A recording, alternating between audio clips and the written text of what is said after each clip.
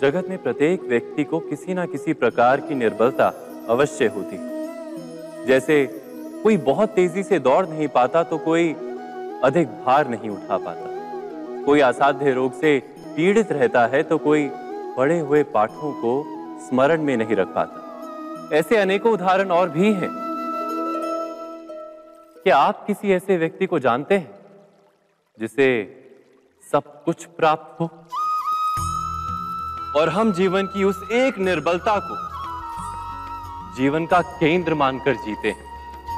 इस कारणवश हृदय में दुख और असंतोष रहता है सदा। निर्बलता मनुष्य को जन्म से अथवा संजोग से प्राप्त होती है, किंतु उस निर्बलता को मनुष्य का मन अपनी मर्यादा बना लेता है। किंतु कुछ व्यक्ति ऐसे भी होते हैं जो अपने पुरुषार्थ और श्रम से उस निर्बलता को पराजित कर देते हैं। क्या भेद है उनमें और अन्य लोगों में? क्या आपने कभी विचार किया है? सरल सा उत्तर है इसका। जो व्यक्ति निर्बलता से पराजित नहीं होता, जो पुरुषार्थ करने का साहस रखता है हृदय में, वो निर्बलता को पार कर जाता है। अर्थात निर्बलता अवश्य ईश्वर देता है, किंतु मर्यादा मनुष्य का मन ही निर्मित करता है। स्वयं विचार कीजिए।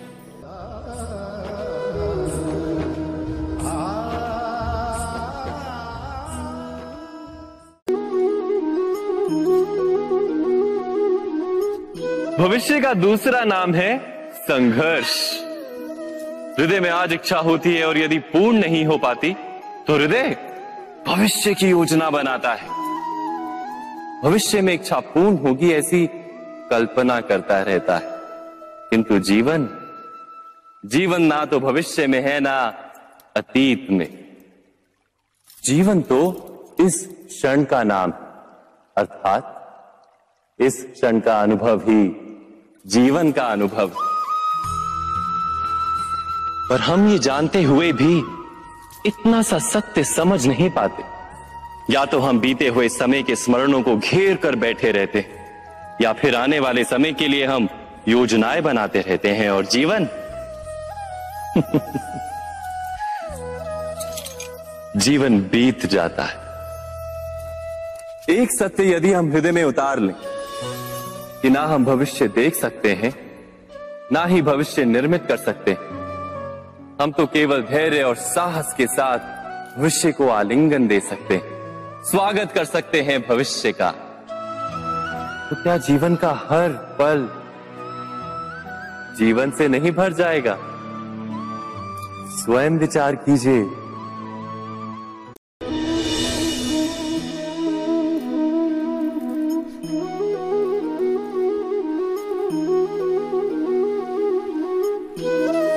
ज्ञान प्राप्ति सदा ही समर्पण से होती है, ये हम सब जानते हैं। किंतु समर्पण का वास्तविक महत्व क्या है? क्या हमने कभी विचार किया? मनुष्य का मन सदा ही ज्ञान प्राप्ति में विभिन्न बाधाओं को उत्पन्न करता है। कभी किसी अन्य विद्यार्थी से ईर्ष्या हो जाती है, कभी पढ़ाए हुए पाठों पर संदेह जन्मता है और कभी गुरु द्वारा दिया गया दंड मन को अहंकार से भर देता है। नहीं, क्या ऐसा नहीं होता? न जाने कैसे कैसे विचार मन को भटकाते हैं और मन की इसी अयोग्य स्थिति के कारण हम ज्ञान प्राप्त नहीं कर पाते। मन की योग्य स्थिति केवल समर्पण से निर्मित होती है। समर्पण मनुष्य के अहंकार का नाश करता है। ईर्ष्या, महत्वाकांक्षा आदि भावनाओं को दूर कर हृदय को शांत करता है और मन को एकाग्र करता है। वास्तव में ईश्वर की सृष्टि में ना ज्ञान की मर्यादा है ना ज्ञानियों की। गुरु दत्तात्रेय ने तो गाय और श्वान से भी ज्ञान प्राप्त कर लिया था।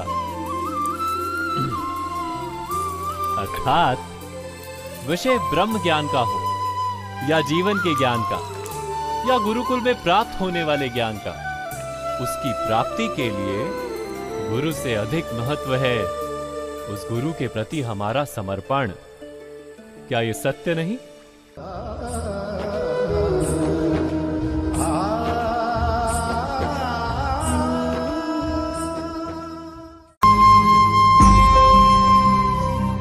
प्रत्येक मनुष्य के जीवन में ऐसा क्षण अवश्य आता है जब सारे स्वप्न, सारी आशाएं, सारे दृश्य ध्वस्त हो जाते हैं।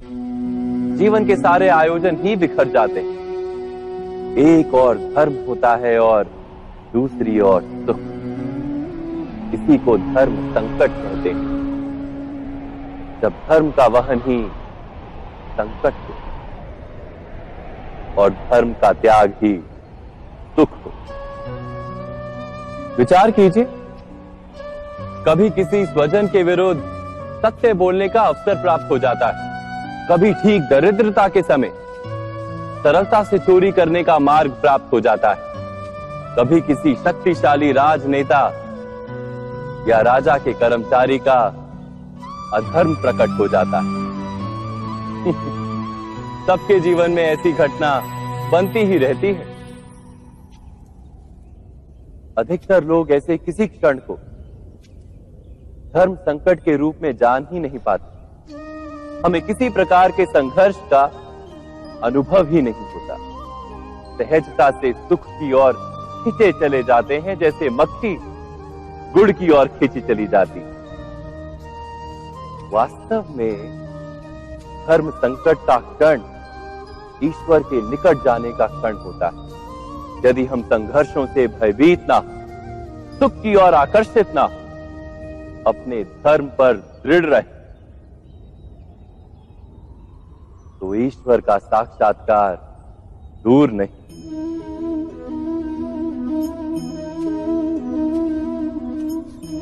पवन से युद्ध करने वाला पत्ता यदि पेड़ से गिरता है तो भी आकाश की ओर उठता है।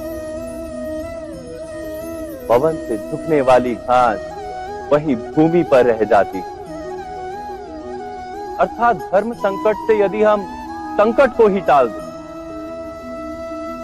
तो सुख तो मिलता है, जीवन बढ़ता है, किंतु क्या चरित्र नहीं टूटता?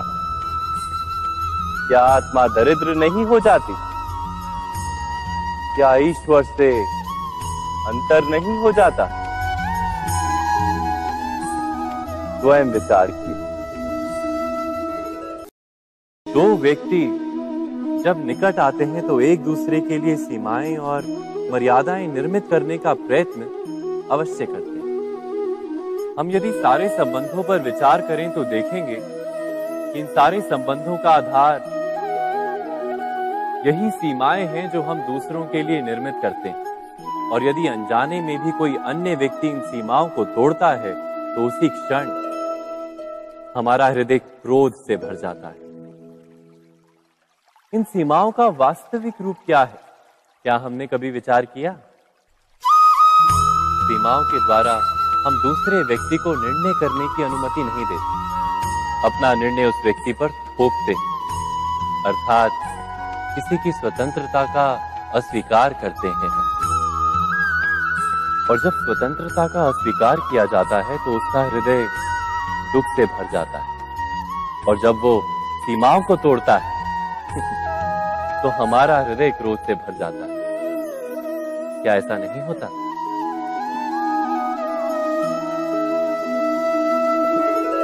पर यदि एक दूसरे की स्वतंत्रता का सम्मान किया जाए तो किसी मर्यादाओं या सीमाओं की आवश्यकता ही नहीं होती।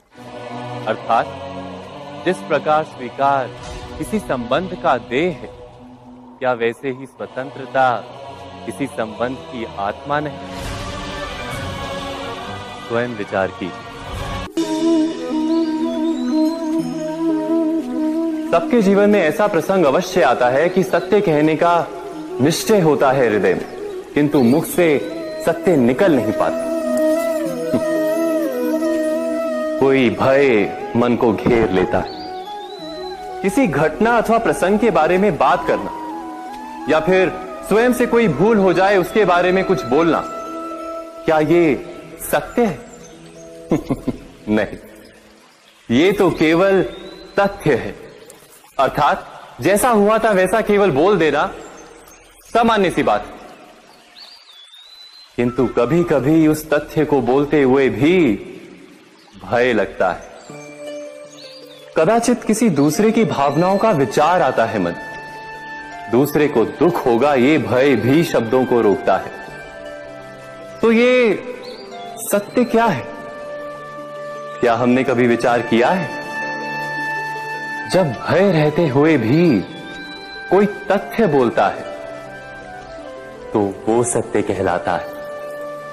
वास्तव में सत्य कुछ और नहीं, केवल निर्भयता का दूसरा नाम है। और निर्भय होने का कोई समय नहीं होता, क्योंकि निर्भयता आत्मा का स्वभाव है। अर्थात क्या प्रत्येक क्षण सत्य बोलने का क्षण नहीं होता?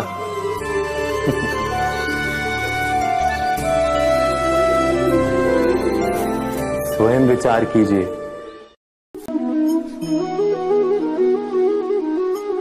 श्रेष्ठता का क्या अर्थ है? श्रेष्ठता का अर्थ है दूसरों से अधिक ज्ञान प्राप्त करना। अर्थात मूल्य इस बात का नहीं कि स्वयं कितना ज्ञान प्राप्त किया, मूल्य इस बात का है कि प्राप्त किया हुआ ज्ञान अन्य लोगों से कितना अधिक है।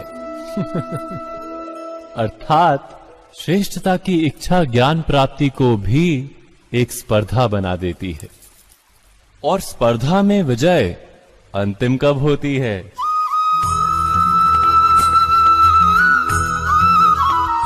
कुछ समय के लिए तो श्रेष्ठ बना जा सकता है, किंतु सदा के लिए कोई श्रेष्ठ नहीं रह पाता।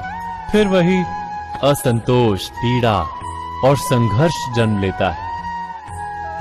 किंतु श्रेष्ठ बनने के बदले यदि उत्तम बनने का प्रयत्न करें तो क्या होगा? उत्तम का अर्थ है कि जितना प्राप्त करने योग्य है वो सब प्राप्त करना, किसी से अधिक पाने की इच्छा से नहीं, मात्र आत्मा की तृप्ति हेतु कुछ प्राप्त करना। उत्तम के मार्ग पर किसी अन्य से स्पर्धा नहीं होती, स्वयं अपने आप से स्पर्धा होती है।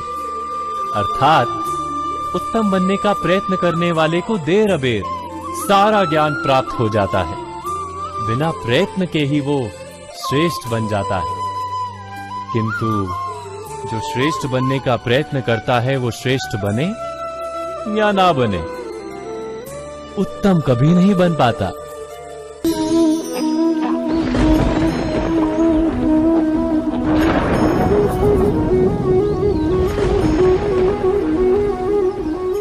सपनों और पूर्वाभासों के आधार पर हम भविष्य के सुख दुख की कल्पना करते हैं। भविष्य के दुख का कारण दूर करने के लिए हम आज योजना बनाते हैं। किंतु कल के संकट को आज निर्मूल करने से हमें लाभ मिलता है या हानि पहुंचती है? ये प्रश्न हम कभी नहीं करते। सत्य तो ये है कि संकट और उसका निवारण साथ जनते हैं, व्यक्ति के लिए भी और सृष्टि के लिए भी। नहीं, आप अपने भूतकाल का स्मरण कीजिए, इतिहास को देखिए, आप तुरंत ही ये जान पाएंगे कि जब जब संकट आता है तब तब उसका निवारण करने वाली शक्ति भी जन्म लेती है। यही तो जगत का चलन है। वस्तुतः संकट ही शक्ति के जन्म का कारण है। प्रत्येक व्यक्ति जब संकट से निकलता है तो एक पद आगे बढ़ा होता है, अधिक चमकता है, आत्मविश्वास से अधिक भरा होता है, न केवल अपने लिए अपितु विश्व के लिए भी। क्या ये सत्य नहीं? वास्तव में संकट का जन्म है एक अवसर का जन्म, अपने आप को बदलने का, अपने विचारों को ऊंचाई पर करने का अवसर, अपनी आत्मा को बलवान और ज्ञान मंडित बनाने का अवसर। जो ये कर पाता है उसे कोई संकट नहीं होता, किंतु जो ये नहीं कर पाता वो तो स्वयं एक संकट है विश्व के लिए। विचार कीजिए।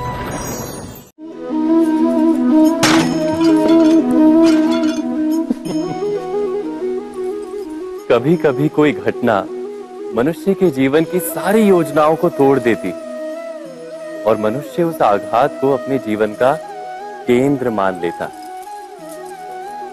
पर क्या भविष्य मनुष्य की योजनाओं के आधार पर निर्मित होते हैं? नहीं। जिस प्रकार किसी ऊंचे पर्वत पर सर्वप्रथम चढ़ने वाला उस पर्वत की तलाई में बैठकर जो योजना बनाता है, क्या वही योजना उसे उस पर्वत की चोटी तक पहुंचाती है? नहीं। वास्तव में वो जैसे जैसे ऊपर चढ़ता है वैसे वैसे उसे नई नई चुनौतियां, नई नई विडंबनाएं, नए नए अवरोध मिलते हैं। प्रत्येक पद पर वो अपने अगले पद का निर्णय करता है। प्रत्येक पद पर उसे अपनी योजनाओं को बदलना पड़ता है। कहीं पुरानी योजना उसे खाई में ना ढकेल दे। वो पर्वत को अपने योग्य नहीं बना पाता, केवल स्वयं को पर्वत के योग्य बना सकता है।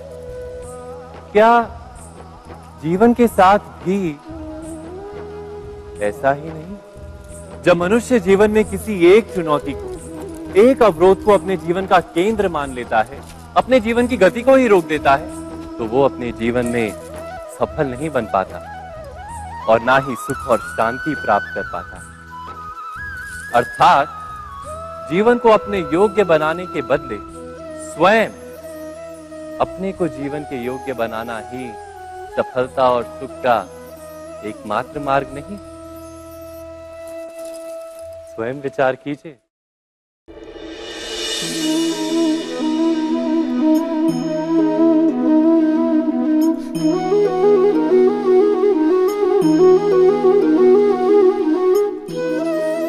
जीवन का हर क्षण निर्णय का क्षण होता है। प्रत्येक पद पर दूसरे पद के विषय में कोई निर्णय करना ही पड़ता है और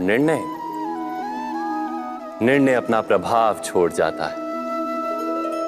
आज किए गए निर्णय भविष्य में सुख अथवा दुख निर्मित करते हैं, ना केवल अपने लिए, अपने परिवार के लिए भी, आने वाली पीढ़ियों के लिए भी। जब कोई दुविधा सामने आती है तो मन व्याकुल हो जाता है, अनिश्चय से भर जाता है। निर्णय का वो क्षण युद्ध बन जाता है और मन बन जाता है युद्ध भूमि। अधिकतर निर्णय हम दुविधा का उपाय करने के लिए नहीं, केवल मन को शांत करने के लिए लेते हैं। पर क्या कोई दौड़ते हुए भोजन कर सकता है? नहीं। तो क्या युद्ध से जूझता हुआ मन कोई योग्य निर्णय ले पाएगा? वास्तव में शांत मन से जब कोई निर्णय करता है तो अपने लिए सुखद भविष्य बनाता है। किंतु अपने मन को शांत करने के लिए जब कोई निर्णय करता है तो वो व्यक्ति भविष्य में अपने लिए कांटों भरा वृक्ष लगाता है। स्वयं विचार कीजिएगा।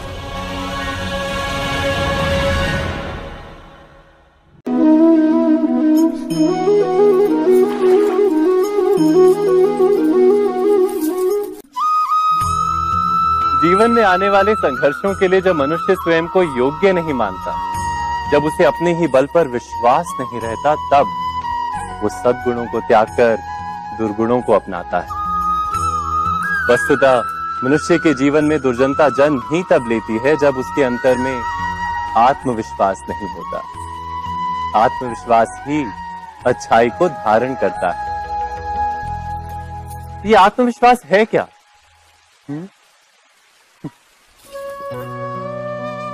जब मनुष्य ये मानता है कि जीवन का संघर्ष उसे दुर्बल बनाता है, तो उसे अपने ऊपर विश्वास नहीं रहता। वो संघर्ष के पार जाने के बदले संघर्ष से छूटने के उपाय ढूंढने लगता है। किंतु जब वो ये समझता है कि ये संघर्ष उसे अधिक शक्तिशाली बनाते हैं, ठीक जैसे व्यायाम करने से देह की शक्ति बढ़ती, तो प्रत्येक संघर्ष के साथ उसका उत्साह बढ़ता है। अर्थात आत्मविश्वास और कुछ भी नहीं, मन की स्थिति, जीवन को देखने का दृष्टिकोण मात्र है। और जीवन का दृष्टिकोण तो मनुष्य के अपने वश में होता है। स्वयं विचार कीजिए।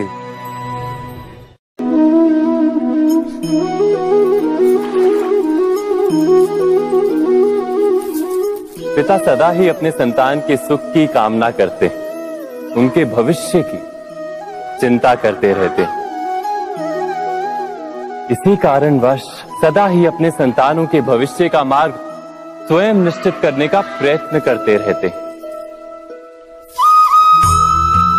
जिस मार्ग पर पिता स्वयं चला है, जिस मार्ग के कंकर पत्थर को स्वयं देखा है, मार्ग की छाया, मार्ग की धूप को स्वयं जाना है, उसी मार्ग पर उसका पुत्र भी चले, यही इच्छा रहती है हर पिता की। निस्संदेह उत्तम भावना है ये,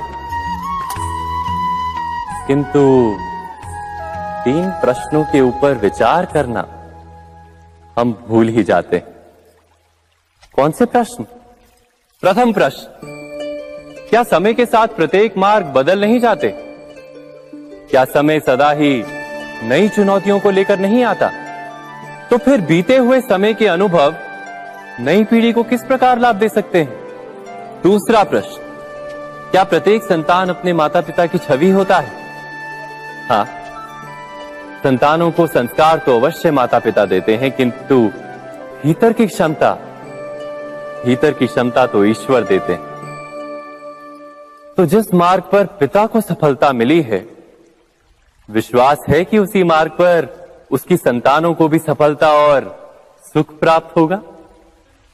तीसरा प्रश्न, क्या जीवन के संघर्ष और चुनौतियां लाभकारी नहीं होती? क्या प्रत्येक नया प्रश्न एक नए उत्तर का द्वार नहीं खोलता? तो फिर संतानों को नए नए प्रश्नों, संघर्षों और चुनौतियों से दूर रखना, ये उनके लिए लाभ करना कहलाएगा या हानि पहुंचाना? अर्थात जिस प्रकार संतान के भविष्य का निर्माण करने के बदले उसके चरित्र का निर्माण करना श्रेष्ठ है, वैसे ही संतानों के जीवन का मार्ग निश्चित करने के बदले उन्हें नए संघर्षों के साथ जूझने के लिए मनोबल व ज्ञान देना अधिक लाभदायक नहीं होगा? स्वयं विचार कीजिए। मनुष्य की सबसे बड़ी दुर्बलता क्या होती है? सोचिए। धन, प्रेम, अहंकार। मनुष्य की सबसे बड़ी दुर्बलता होती है उसके रहस्य।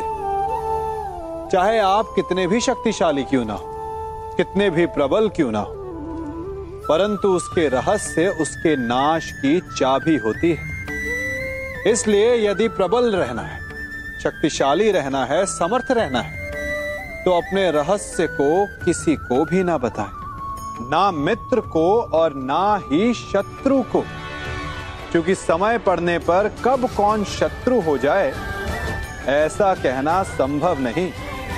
विभीषण को रावण के अमृत कुंड का ज्ञात था, इसीलिए प्रभु श्री राम रावण का वध करने में सफल हो सके। इसलिए उचित यही है कि आप अपने रहस्य को स्वयं तक ही सीमित रखें। मनुष्य जीवन की परीक्षा में सफल होने के लिए क्या नहीं करता?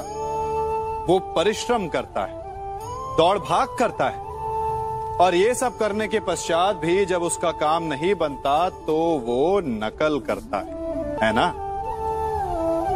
तनिक लौटिए अपने बचपन में, स्मरण कीजिए अपने बचपन की स्मृतियों का।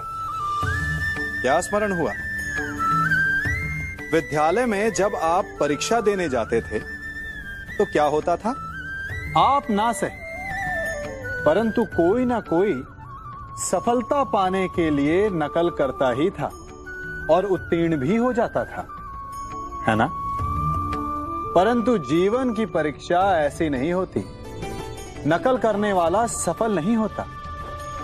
कारण विद्यालय में सबके प्रश्न पत्र एक होते थे, परंतु जीवन के प्रश्न पत्र और उनकी कठिनाई सबके लिए भिन्न होती, तो निश्चित रूप से उनके उत्तर भी भिन्न होंगे ना। इसलिए यदि आपको जीवन में सफलता पानी है तो नकल ना कीजिए। स्वयं के प्रश्नों का उत्तर स्वयं ढूंढिए और सफलता आपकी ही होगी। मनुष्य का जीवन हार और जीत, विजय और पराजय, सफलता और असफलता के मध्य झूलता रहता है। आपके साथ भी ऐसा होता होगा, है ना? जब आप सफल होते हैं, किसी चुनौती पर विजय पाते हैं, तो मन प्रसन्नता से आनंद के उपवन में झूमने लगता है। और जब आप असफल होते हैं, तब मन दुख और पीड़ा के सागर में डूबने लगता है। परंतु वास्तव में सफलता और असफलता है क्या? तनिक ध्यान से सोचिए। ये केवल हमारी मनोस्थिति मात्र है। हमारी पराजय तब नहीं होती जब हमारा शत्रु विजय प्राप्त कर ले। हमारी पराजय तब होती है जब हम पराजय स्वीकार कर लें। हम असफल तब नहीं होते जब हम लक्ष्य ना पा सके। हम असफल तब होते हैं जब हम प्रयास करना बंद कर दें। इसलिए प्रयास करते रहें और हार ना माने, क्योंकि जिस दिन आप हार स्वीकारना बंद कर देंगे, जीत आपके चरणों में होगी।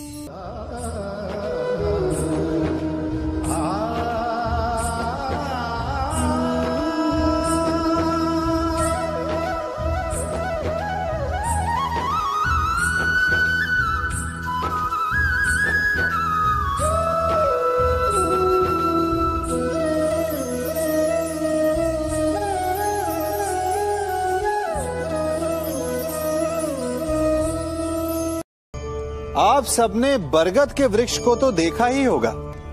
क्या आपको ज्ञात है, बरगद के वृक्ष के बीज का आकार राई से भी छोटा होता है, परंतु बरगद का वृक्ष संसार के महाकाय वृक्षों में जाना जाता है। जब उसका जन्म होता है, तब उसमें वो जटाएं, वो शाखाएं नहीं होती, परंतु जैसे जैसे उसका विस्तार होता है, जैसे जैसे वो अधिक शाखाओं का भार उठाता है, अधिक पत्तियों का सृजन करता है, वैसे वैसे उसकी शाखाएं जटाएं बनकर जड़ तक पहुंचती है और इस वृक्ष को सहारा देती है। ये जीवन का बहुत महत्वपूर्ण पथ है। बिना लोभ लालच शुभ कार्य करें, अन्य लोगों की सहायता करें। धीरे धीरे आपने जिनकी सहायता की, वो आपके सहायक बनते जाएंगे, आपकी जड़ों को और बलशाली बनाएंगे, आयु, मान और आकार बढ़ाएंगे। सहजीवन, सहायता और निष्काम कर्म आपको मृत्यु के पश्चात भी मरने नहीं देगा, आपको अमर रखेगा। हमारा शरीर प्रकृति का एक महान आविष्कार है। इससे जटिल संरचना संसार में और कोई नहीं। हमारा शरीर जितना जटिल है, यदि इसे ठीक से जाना जाए, तो इससे अधिक सरल ज्ञान देने वाला और कोई नहीं। हमारे शरीर में 5 इंद्रियां होती हैं, जो हमें भाव, गुण और वस्तुओं का बोध कराती हैं। हमारे पास आंखें हैं, नाक है, स्पर्श के लिए त्वचा है, कान है और जीभा है। सबका भिन्न भिन्न कार्य है।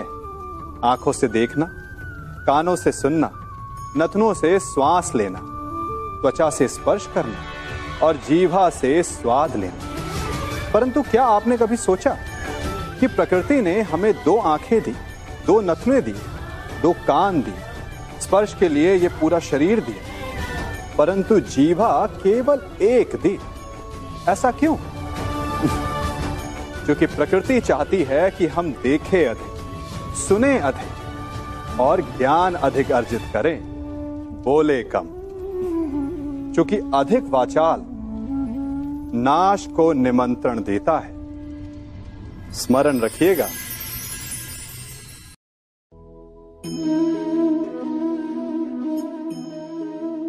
ये सदा यही कहते आए कि यदि आगे बढ़ना है तो अपनों का साथ दो, सत्य कहते हैं, अपनों का साथ देना ही चाहिए, परंतु साथ देने से पूर्व ये अवश्य पहचान लेना चाहिए कि अपने हैं कौन। क्या अपने वही होते हैं जिनके साथ हमारा रक्त संबंध होता है, या अपने मित्र? अपने वो होते हैं जो हमें सद्कार्य के लिए प्रेरित करें, हमें आगे बढ़ाएं, हमारा साथ दें।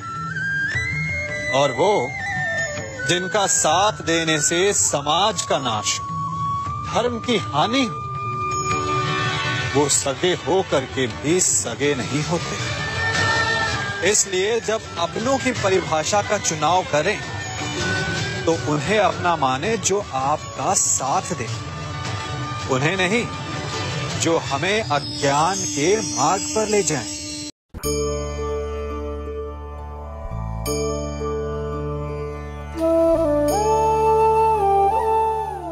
आप जिनसे प्रेम करते हैं सदा उनके समीप रहना चाहते हैं, नहीं चाहते कि कभी अपनों से दूर होना पड़े, बिछड़ना पड़े। परंतु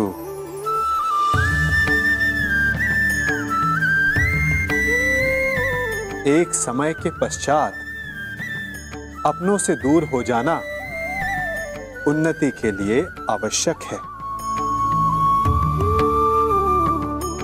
आप माता पिता हैं ना, यदि आप अपनी संतान के जीवन के हर पग पर उनका मार्गदर्शन करते रहेंगे तो आपकी संतान स्वयं मार्ग चुनना कैसे सीखेगी, मार्ग के कांटों से स्वयं को बचाना कैसे सीखेगी।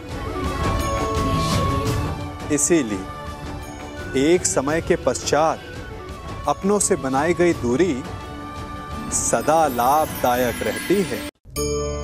आज मैं आप सबको एक कथा सुनाता हूं। एक दिन प्रातः एक व्यापारी अपने घर से निकला। घर से निकलते ही एक बिल्ली ने उस व्यापारी का मार्ग काट दिया। व्यापारी घबरा गया, वो फिर से घर लौट गया और शुभ घड़ी की प्रतीक्षा करने लगा। और जब वो पुनः अपने घर से निकला तब वो वाहन जा चुका था जिससे राजा तक पहुंचकर उसे भेंट देनी थी। राजा को भेंट नहीं मिली, राजा क्रोधित हो गए। राजा ने उस व्यापारी का व्यापार बंद करवा दिया। इस कारण व्यापारी क्रोधित होकर घर पर अपनी पत्नी से लड़ बैठा। पत्नी अपने बच्चों समेत मैके वापस चली गई और उस व्यापारी के जीवन में यदि कुछ रह गया था तो केवल अंधकार। और इन सब का कारण वो उस बिल्ली को मानता रहा जिसने उसका मार्ग काटा था। ऐसा ही एक दूसरा व्यापारी राजा को भेंट देने निकला और उस व्यापारी का मार्ग भी एक बिल्ली ने काट दिया। वो व्यापारी तनिक घबराया, परंतु उसने आगे बढ़ना अधिक उचित समझा। राजा तक वो समय पर पहुंचा। उसने राजा को भेंट की। राजा प्रसन्न हुए और राजा ने व्यापारी को अपना व्यापार बढ़ाने की अनुमति दी, स्वर्ण आभूषण दी। जब व्यापारी घर पर पहुंचा तो पत्नी को आभूषण और अपने बच्चों को देने के लिए वस्त्र थे उसके पास। हर ओर प्रसन्नता थी। समझ रहे हैं ना, दोनों के साथ एक ही प्रकार की घटना हुई, परंतु दोनों की प्रतिक्रिया भिन्न थी। ऐसा ही हमारा जीवन भी है।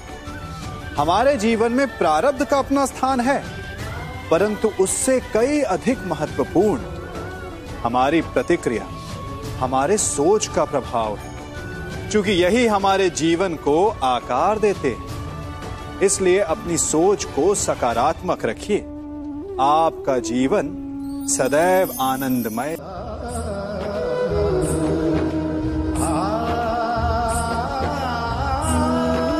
हम सभी अपने जीवन में कोई ना कोई कार्य करते हैं।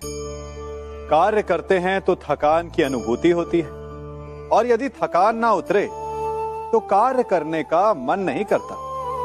हम आशा करते हैं कि कदाचित एक दिन में 24 के स्थान पर 26 घंटे होते तो आराम करने के लिए हमें और अधिक समय मिल जाता। हमें ऐसा अनुभव होता है कि हम बहुत अधिक कार्य कर रहे हैं, है ना? परंतु क्या आपने कभी सोचा है कि जो लोग संसार में सफल हैं, उनके पास भी सफल होने के लिए दिन में केवल 24 घंटे थे, तो फिर वो सफल क्यों है? इसका एक छोटा सा रहस्य है। वो कार्य चुनते हैं जो उन्हें प्रिय है, जिसे करने में उन्हें आनंद आता है। उन्हें लगता ही नहीं कि वो कार्य कर रहे हैं, उन्हें लगता है कि वो प्रतिपल आनंद मना रहे हैं। और जब आप आनंद मनाते हैं तो थकान कैसी? इसलिए यदि आप जीवन में कोई भी कार्य करें तो वो आपके मन को भाना चाहिए, या जो कार्य आप कर रहे हैं उसे अपने मन को भा देने दो। सफलता आपको मिलेगी। कभी सोचा है हमारा जीवन भी उस रेत की घड़ी की भांति है? जो रेत नीचे गिर चुकी है वो हमारा अतीत है, जो अब भी ऊपर है वो हमारा आने वाला भविष्य है, और वर्तमान ये संकुचित स्थल है जहां से धीरे धीरे करके रेत गिर रही है। अर्थात हमारे पास जीने के लिए यही एक क्षण है। उसका उपयोग कैसे करना है ये हम पर निर्भर करता है। जो बीत गया उसका दुख मनाना है, या जो भविष्य में होने वाला है उसकी प्रतीक्षा में क्रोध करना है। सब कुछ करने के लिए यही एक क्षण है। प्रसन्न रहना है तो उसके लिए भी यही एक पल है। प्रतीक्षा करते रहोगे तो ये पल भी भूतकाल में बदल जाएगा। इसलिए आनंद के लिए, परोपकार के लिए प्रतीक्षा ना कीजिए। आपके पास जो पल है उनका भरपूर सदुपयोग कीजिए, क्योंकि इस घड़ी को पलटकर आप फिर से समय अवश्य गिन सकते हैं, परंतु अपना बीता हुआ समय आप वापस नहीं लौटा पाएंगे।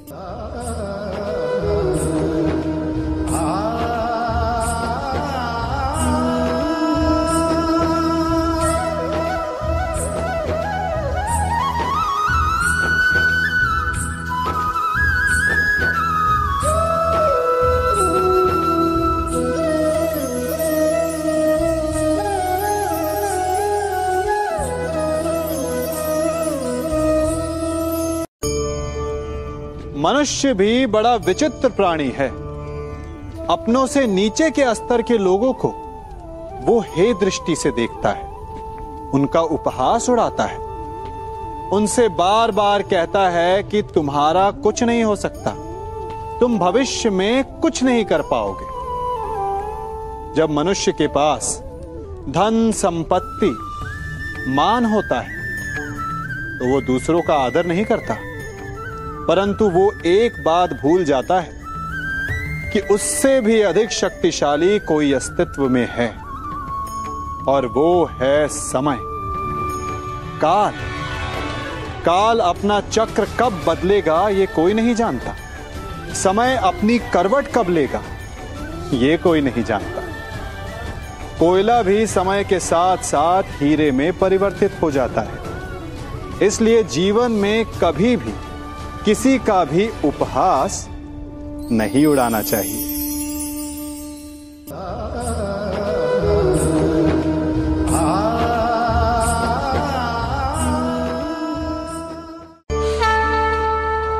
गर्व, अभिमान और अहंकार, ये तीनों सुनने में एक जैसे लगते हैं, परंतु तीनों का अर्थ भिन्न होता है और परिणाम भी। तीनों का आरंभ प्रेम से होता है। स्वयं से प्रेम, परिश्रम हमारे मन में गर्व को जन्म देता है, और सफलता अभिमान जगाती है। यहां तक ठीक है, परंतु जब ये भावना अहंकार बन जाती है तब वो समस्या बन जाती है, क्योंकि सबसे बुरा अंत अहंकारी का ही होता है। परंतु मनुष्य के लिए पहेली यही है कि पहचाना कैसे जाए कि अहंकार जग गया है और उसका दमन आवश्यक है। इसका उत्तर मैं नहीं, आपका मन देगा। जब तक आप स्वयं से प्रसन्न हैं, जब तक आप सबसे ऊंचा उठने का प्रयास कर रहे हैं, तब तक ठीक है।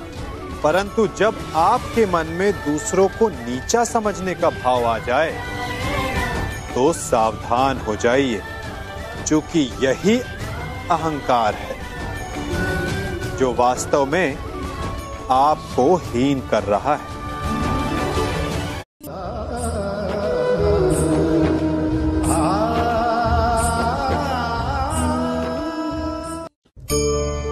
आज मैं आप सबको एक कहानी सुनाता हूं। एक दिन गोकुल में दो व्यापारी आए। एक व्यापारी शहद का था, बड़ा मीठा शहद था उसका, परंतु वो गोकुल में टिक नहीं पाया। उसके व्यापार ने घाटा खाया और शीघ्र ही वो गोकुल छोड़कर चला गया। और दूसरा व्यापारी मिर्च का था। पहले दिन वो एक पोटली लाया और दूसरे ही दिन वो पूरी बैलगाड़ी भर कर लाया और धीरे धीरे पूरी मथुरा में उसकी धाक जम गई। मुझे बड़ा आश्चर्य हुआ, तो मैंने बाबा से पूछा कि ऐसा क्यों कि एक मीठे शहद का व्यापारी कंगाल हो गया और एक मिर्च का व्यापारी धीरे धीरे नगर सेठ बन गया। बाबा मुस्कुराए और उन्होंने कहा कि मीठी बोली बोलने वाले की तीखी मिर्च भी बिक जाती है और जो कड़वी बोली बोलता है उसका मीठा शहद भी नहीं बिकता। वाह, कितने उत्तम विचार हैं उनके, और उचित ही है। मनुष्य अपने जीवन में सदैव अपने वचनों से उठता है और अपने वचनों से ही गिरता है। इसलिए अपने जीवन में सदैव मीठी बोली बोलने का प्रयास कीजिए, आपका जीवन सरल हो जाएगा। मनुष्य की सबसे बड़ी दुर्बलता क्या होती है? सोचिए। धन, प्रेम, अहंकार। मनुष्य की सबसे बड़ी दुर्बलता होती है उसके रहस्य।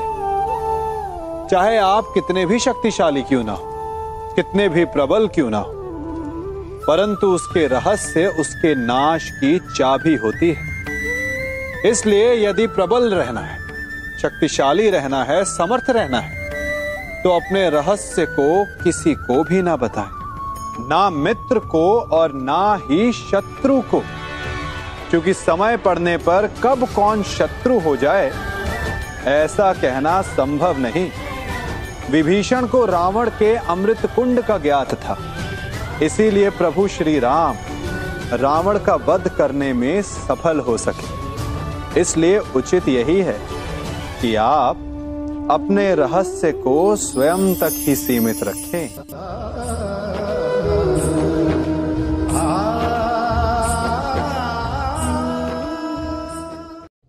युवा अवस्था भी हमारे जीवन का कितना सुंदर काल होता है ना। बाहु में बल, मन में कुछ बड़ा कर जाने की चाह, आंखों में भविष्य के सुंदर और कोमल सपने। और इसी अवस्था में मनुष्य के भीतर पनपता है प्रेम। किसी को देखकर उस पर मन मोहित हो जाता है और फिर मनुष्य अपना सब कुछ उस पर न्यौछावर कर देना चाहता है। फिर प्रेम की परिणति होती है विवाह में। क्यों? सबको अपने खट्टे मीठे संस्मरण स्मरण हुआ है ना। परंतु यहीं से अधिकतर माता पिता और संतान के मध्य विचारों का विरोध प्रारंभ हो जाता है। संतान को लगता है कि उसका चुना जीवन साथी ही उसके लिए उपयुक्त है, और माता पिता को लगता है कि संतान अनजाने में भूल कर रही है। संतान का तर्क होता है कि उसे विवाह किससे करना है, ये उसका अधिकार है, और माता पिता का तर्क ये होता है कि अब भी जीवन साथी चुनने की समझ संतान में है ही नहीं। तो इस अवरोध को काटा कैसे जाए, उचित निर्णय कैसे लिया जाए? इसका एक ही मार्ग है, अपने उत्तरदायित्व का भान और अपनों से बड़ों के मापदंडों का भान। विवाह करने से पूर्व यह जान लेना आवश्यक है कि विवाह केवल अपने प्रेम को पाने का मार्ग नहीं है, अपितु विवाह से जीवन का एक नया द्वार भी खुलता है, और हर नए जीवन के साथ नए उत्तरदायित्व भी होते हैं। और यदि इन उत्तरदायित्वों को समझकर निर्णय लिया जाए तो विश्वास कीजिए, आपका दाम्पत्य जीवन आनंद से भरा रहेगा, और आपको कभी यह पछतावा नहीं होगा कि आपने कोई अनुचित निर्णय लिया।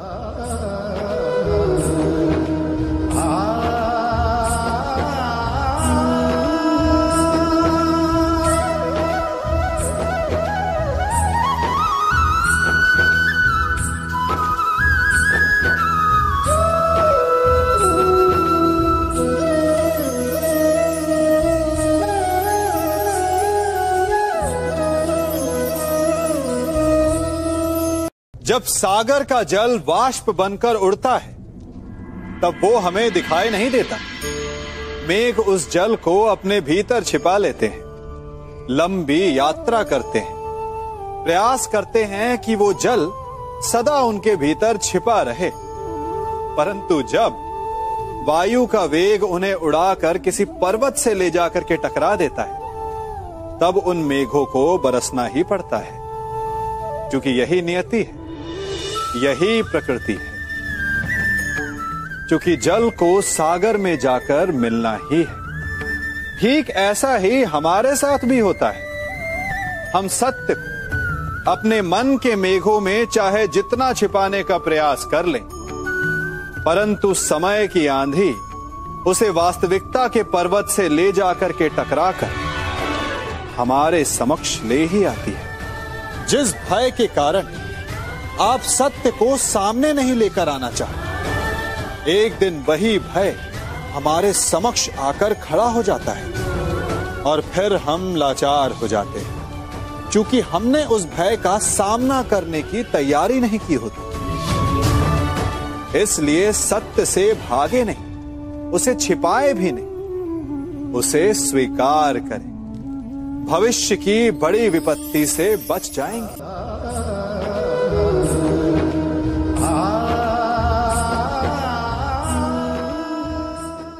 कभी कभी आप सबके जीवन में एक ऐसी विचित्र समस्या अवश्य आती है कि शक्तिशाली के समक्ष मौन हो जाए। उस शक्तिशाली से विवाद करने से बचने के लिए आप मौन रह जाते। मानता हूं, ऐसा करने से आप एक विवाद से बच जाते, एक संघर्ष से बच जाते, परंतु ऐसा बचाव एक बड़े संघर्ष को जन्म दे देता है। कैसे?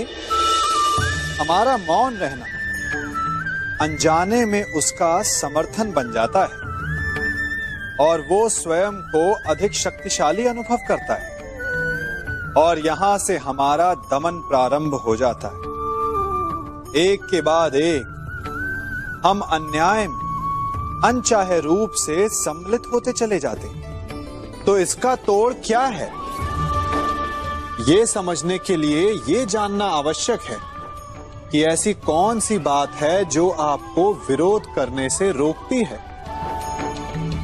ये सामने वाले की शक्ति नहीं जो आपको रोकती है, ये आपके भीतर छिपा भय है जो आपको रोकता है। हाँ, कभी कभी भय आपकी सुरक्षा अवश्य कर सकता है, परंतु साथ साथ ये भी जानना आवश्यक है कि ये भय ही है जो आपको मौन भी रखता है। इसलिए अपने मन से भय को निकालिए और खुलकर अनीति का, अन्याय का विरोध कीजिए और फिर देखिएगा आपका मन कितना मुक्त, कितना हल्का अनुभव करेगा।